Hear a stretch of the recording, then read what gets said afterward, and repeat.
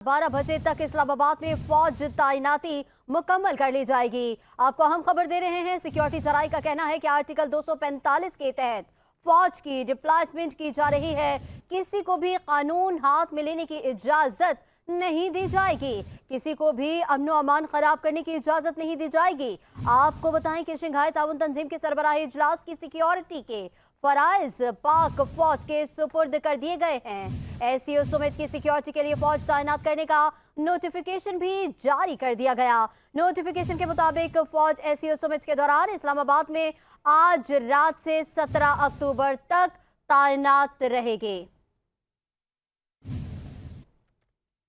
आपको अहम खबर दे रहे हैं। वफाकी दारुल हुकूमत इस्लामाबाद में पाक फौज आज रात 12 बजे से सिक्योरिटी संभालेगी। आज रात 12 बजे तक इस्लामाबाद में फौज तैनाती मुकम्मल कर ली जाएगी।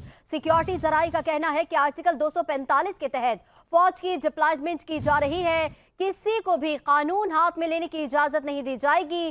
किसी को भी अमनो अमान खराब करने की इजाजत नहीं दी जाएगी।